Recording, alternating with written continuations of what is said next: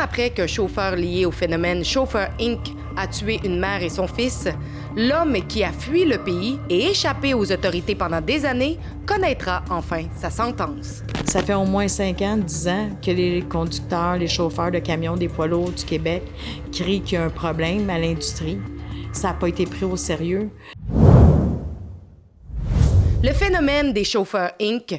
continue de sévir sur les routes canadiennes. Derrière chaque tragédie, des familles sont forcées de se battre pendant des années pour obtenir justice. Aujourd'hui, une proche des victimes raconte son combat.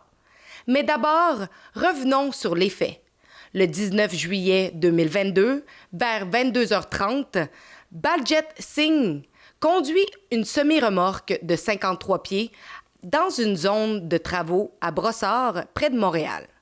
Alors que la circulation ralentit devant lui, Singh ne freine pas et percute plusieurs véhicules.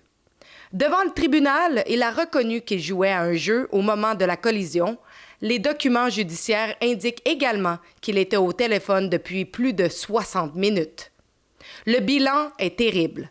Plusieurs personnes sont blessées, tandis que Nancy Lefrançois, 42 ans, et son fils Loïc Chevalier, 11 ans, perdent la vie. Après la collision, Singh est interrogé par la police et hospitalisé. Dès le lendemain, il reçoit son congé, se rend à Toronto et prend un vol pour New Delhi, en Inde. Singh était arrivé au Canada avec un visa étudiant.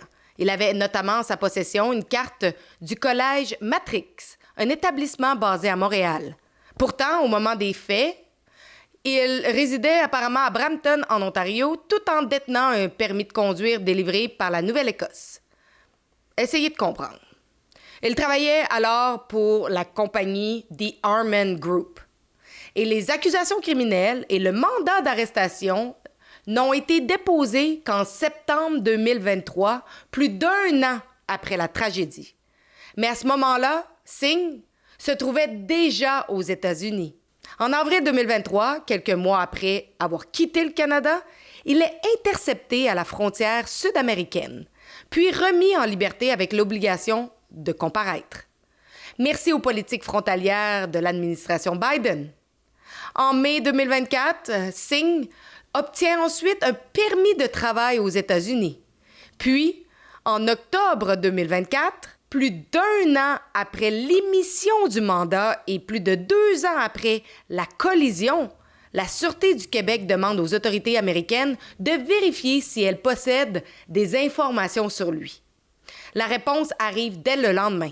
Les autorités américaines transmettent notamment des renseignements liés à une demande de visa déposée par Singh en décembre 2022, moins de 6 mois après la collision mortelle. Dans cette demande, Singh affirme travailler pour Sunrise Freight System, une entreprise de camionnage située près de Brampton, en Ontario. Pourtant, lorsqu'il a quitté le Canada, il travaillait pour The Harman Group. Comment est-ce possible? Parce qu'il n'est jamais revenu au Canada. Singh est finalement localisé à Sacramento, en Californie, en novembre 2024.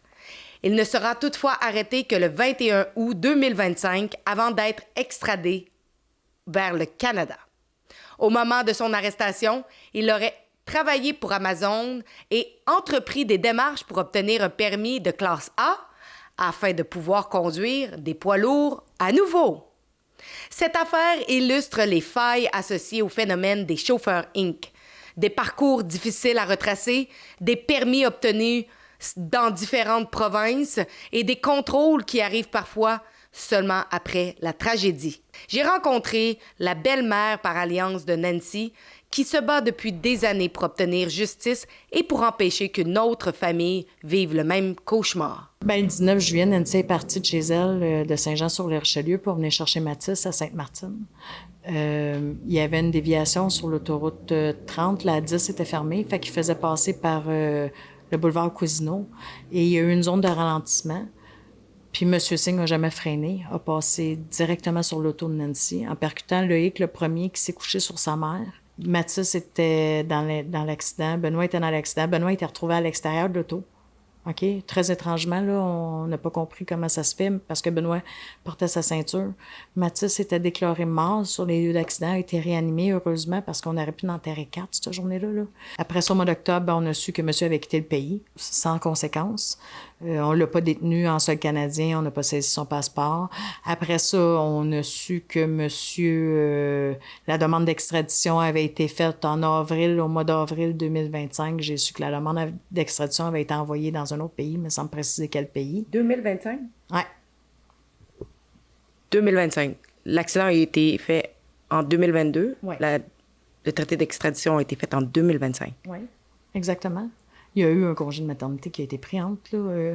Je ne sais pas ce qui s'est passé avec le dossier, mais d'après moi, il s'est ramassé sa tablette. Parce que s'il avait suivi le passeport de monsieur était déjà disponible aux États-Unis au moment des accusations criminelles qui ont été déposées ici le 13 juillet 2023. Monsieur était déjà accessible aux États-Unis. Fait que si le passeport avait été suivi par la GRC ou peu importe, Immigration Canada ou peu importe, là, je ne sais pas quel service aurait dû être mis en place, mais il aurait pu retracer monsieur assez facilement parce qu'il est rentré de façon illégale aux États-Unis. Par le Mexique. Parce que monsieur est parti... En 2023. Oui, en 2023. Oui, en 2023. Monsieur est parti d'ici, c'est en allant en Inde. En décembre 2022, monsieur a fait sa demande de permis de travail aux États-Unis. Mais ce qu'on a su, c'est qu'il a été appréhendé alors qu'il était en train de refaire un permis pour être camionneur en Californie. Oui. Qu'est-ce que vous pensez de ça? Bien, honnêtement, est-ce que ça m'étonne? Non, ça m'étonne pas. Parce que c'est tout ce qu'ils savent faire. Conduire. Mais en tout cas, on appelle ça des conducteurs. Mais il travaillait pour Amazon à ce moment-là aussi. Oui, exactement. Parce que quand j'ai demandé à l'enquêtrice dans le dossier qu'est-ce qu'il faisait comme travail, elle m'a dit je peux pas te répondre. Et j'ai dit ben s'il avait été gynécologue, tu me l'aurais dit. Fait que je sais qu'est-ce qu'il faisait dans la vie. Il était encore sur la route. Fait que vous avez mis des vies en danger aux États-Unis. Vous n'avez pas été conscient en tant que policier ici qu'il pourrait tuer d'autres mondes. Parce que il est rentré aux États-Unis en avril 2023 et les accusations ici, au Québec, ont été déposées seulement le 13 juillet 2023. Fait qu'il y a eu le temps. Il n'y a pas eu de warning qui a été mis d'alerte rouge parce que en tant que pays, on peut émettre une alerte rouge qu'on recherche un monsieur, mais l'alerte rouge n'a pas été émise parce qu'il n'y avait pas d'accusation criminelle qui est encore déposée. Ça a pris 1 an moins 3 jours. 2 chefs d'accusation de conduite dangereuse ayant causé la mort. 3 chefs de conduite dangereuse ayant causé lésions ou blessures. Je continue à me poser des questions. Pourquoi le passeport de M. Singh n'a pas été saisi le temps de l'enquête? C'est pour ça que ma requête à la Chambre des communes, c'était un amendement sur la saisie des passeports parce que pour moi, ça n'a aucune cohérence qu'on puisse venir ici, tuer du monde puis avoir la liberté de quitter le pays. Pour moi, ça fait pas de sens. C'était pas cohérent dans ma tête au moment où on m'a annoncé ça, qu'on pourrait leur causer préjudice aux gens qui viennent travailler ici, les travailleurs temporaires étrangers, parce que monsieur est rentré ici avec un statut d'étudiant qui a transformé en statut de travailleur temporaire étranger. On m'a répondu que ça pourrait causer préjudice aux gens de saisir leur passeport. Je m'excuse, mais préjudice, c'est nous autres qui le subis pendant 3 ans, avant que monsieur revienne en sol canadien. Aujourd'hui, je subis un autre préjudice parce que ma maman nous a quittés samedi dernier et elle verra jamais le verdict de monsieur Singh. Pourquoi je me suis battue? Ça, c'est un autre préjudice que je subis aujourd'hui parce que monsieur a quitté lâchement le pays. Lors du procès de monsieur Baljit Singh, il a exprimé des remords. Est-ce que vous le croyez? Tu as une autre question facile de même à répondre. Non, on ne croit pas du tout. Parce que si monsieur était resté sur place, parce qu'il est arrivé la même chose en Ontario, là, il y a une famille qui a été décimée en Ontario, mais le monsieur est resté sur place. Le monsieur a fait face, il a plaidé coupable, il a admis qu'il était distrait par son cellulaire. Il y a une grand-maman avec 2 petits-enfants qui ont été tués du monde du Québec, en Ontario. Lui a admis sa culpabilité, il a pris 5 ans de prison, ça a passé partout ses réseaux, on a vu l'accident arriver en vrai. Lui, j'ai vraiment l'impression qu'il regrettait son geste, même s'il était en infraction. Nous autres, il a quitté, comme un lâche. Et sur le couvert de l'anonymat, les compagnies incitent fortement leurs camionneurs à quitter le pays. OK? J'ai même vu que le billet d'avion aurait été payé par la compagnie pour qui monsieur travaillait. Nous autres, on va prendre la sanction qu'il va avoir, la sentence qu'il va avoir. La seule justice qu'on voit là-dedans, c'est qu'il va avoir une sentence à vie indirectement. Parce qu'il ne pourra plus jamais aller travailler aux États-Unis, ça, c'est sûr et certain. Puis en théorie, si on n'est pas si cave que ça, il ne serait pas supposé de revenir ici non plus. Mais laisse-moi douter, OK? Je vais mettre un gros bémol là-dessus. Le corps policier de la SQ, est-ce qu'ils ont fait un bon travail d'enquête? Jamais je vais remettre ça en question. Est-ce qu'ils nous ont... Parce que là, tu sais, quand on lit le rapport d'extradition, on voit les 43 infractions, on voit... Mais le dossier, est-ce qu'il a été mis sur la tablette? Est-ce qu'on a voulu forcer les choses pour dire, écoutez, on comprend votre peine, on va devancer les choses, on va faire ça? Non, ça, on nous a mis bâton dans les roues. On ne sait pas si le procureur fédéral va accepter la demande d'extradition. Il n'y a pas d'extradition qui existe. Ça pourrait leur causer préjudice de saisir le passeport. Ils ont droit à des vacances. Combien ça va coûter à la société pour le ramener ici? C'est tout ce qu'on s'est fait dire par le corps policier de la SQ. Fait qu'est-ce que j'ai des félicitations de leur faire? Non. Mais le travail d'enquête, est-ce qu'il a été fait? Oui. Parce qu'on nous a même demandé de nous taire pendant 1 an, jusqu'à temps que le Journal de Montréal me rappelle 1 an plus tard au dépôt des accusations criminelles. Parce que le Journal de Montréal me dit, écoutez, Mme Séguin, c'est public, les accusations criminelles, fait que vous avez le choix de vous embarquer dans le bateau avec nous ou vous laissez pas le bateau passer. Puis on va dire ce qu'on veut. On me dit, puis ça, c'est vraiment un avocat qui me dit ça. Vous savez, Mme Séguin, le Québec, c'est une province pour les trous de cul. Si vous voulez tuer quelqu'un, prenez votre auto, prenez pas un couteau. Parce qu'un couteau, vous allez pogner 15 ans, votre auto, vous en allez en faire 2. Pensez-vous que 5 ans, c'est raisonnable comme sentence? Oui, non. Est-ce qu'on pense que c'est normal? C'est raisonnable? Non, pas tout. Puis le contenu de la détention préventive, qui compte en temps et demi. Hein? Ouais, cette année, ça va faire le 11 septembre, quand il va y avoir représentation sur sentence, ça va faire 1 an qu'il est en dedans, là. Fait qu'on calcule plus 1 an, c'est 1 an et demi. Puis on est libre aux 2/3 de sa peine si on n'a pas de bonne conduite. Sinon, on a droit au quelque chose, là, en tout cas, avec les recherches puis tout. Monsieur serait éligible s'il y a une bonne conduite à libération conditionnelle en septembre 2028. Est-ce qu'on vous a expliqué pourquoi il n'y a pas plus de charges qui ont été déposées suite aux autres preuves, là? Ensuite, il y a aussi l'accusation qu'il y avait eu, puis qu'il doit encore avoir, là, en Ontario. Oui, bien, parce que fallait prouver hors de tout doute raisonnable que monsieur, c'était intentionnel qu'il avait quitté le pays. Fallait prouver hors de tout doute que c'était vraiment intentionnel qu'il quitte. OK? Obstruction à la justice, il n'y a pas ça. Il n'y a pas d'autres charges qui se sont ajoutées, même si on a attendu 3 ans pour le rapatriement de monsieur. C'est quand même assez exceptionnel qu'une famille vive ça. Ceux qui vont le vivre, malheureusement, parce qu'il va en avoir d'autres, c'est pas le premier, c'est pas le dernier. Ceux qui vont le vivre, sachez que l'union fait la force, puis je serai toujours là pour aider dans vos démarches, puis vous aider à faire face à la police parce que ça prend des nerfs d'acier pour faire face à la justice puis à la police.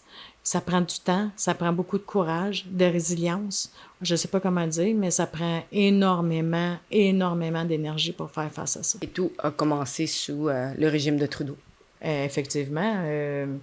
On m'avait posé en entrevue la question, est-ce que ça m'affectait que M. Trudeau parte? Ben, j'ai dit en entrevue, puis je vais le répéter, il s'est déjà déguisé en Aladdin, mais qu'il allait les rejoindre. C'est ce que j'avais dit en entrevue. Il s'est déguisé en tapis volant, mais qu'il allait les rejoindre. C'était un clown de service, là. Puis M. Carney, là, qu'on me demande pas mon avis sur lui, parce que là, avec, il doit y avoir des enveloppes discrétionnaires qui se donnent parce qu'on ferme les yeux. Les libérales ferment les yeux sur ça. Je ne souhaite pas à personne la mort de personne, mais quand ce sera leurs enfants qui seront impactés, il va y avoir des lois extraordinaires qui vont être votées dans 24 heures qui vont suivre. Vous allez faire des demandes prochainement. Pouvez-vous un peu expliquer vos demandes? Bien sûr. Je vais demander une enquête publique à Nouvelle-Écosse. Parce que ce que j'ai compris, c'est qu'il y a un stratagème qui existe d'achat d'adresses en Nouvelle-Écosse pour contrer leur dossier criminel en Ontario, parce qu'il n'y a pas d'enquête interprovinciale qui se fait. Ils vont donner une adresse civique, mais sans donner le numéro d'appartement, fait qu'ils peuvent aller au bureau de poste. Je suis sûre que si tu fais enquête, il n'y aura jamais eu de locataire qui s'appelle Badgetting là-bas. Là. Puis après ça, on va demander au Parti conservateur de se joindre à nous. Moi, Nathalie Poulain, Claudia Boucher, pour une réforme de la loi de la paillette. Parce qu'il faut, en tant que société, arrêter de payer pour les pas bons. OK? Parce que ça, c'est des pas bons. que ce soit drogue, alcool, peu importe. Tu t'es blessé, tu es responsable de tes blessures. Tu es décédé dans l'accident, je m'excuse pour les familles, je ne vais pas avoir de compassion. On s'en contrebalance, là. Est-ce que vous pensez qu'il pourrait, le Parti conservateur pourrait être timide, justement, de toucher aussi au dossier? Probablement que tous les partis vont être très timides, très fileux pour ne pas se faire accuser d'être racistes. OK? Parce que nous, à la Chambre des communes, M. Sakaria Singh, le ministre des Transports de l'Ontario, a quitté la table au moment de nos déclarations. Est-ce que c'est juste du racisme ou vous pensez aussi qu'il y a de l'argent aussi en jeu en arrière? De l'influence, du lobbyisme? Ah, il y a les deux, il y a les trois. Parce qu'ils sont frileux. Les votes, ils s'achètent des votes, là. Hein? Ils font pas ça pour nous autres, là, parce qu'eux autres commencent à être majoritaires ici, là. Merci de donner généreusement à rebelfieldreports.com pour nous permettre de continuer notre journalisme indépendant, mais surtout allez vous abonner à notre chaîne YouTube.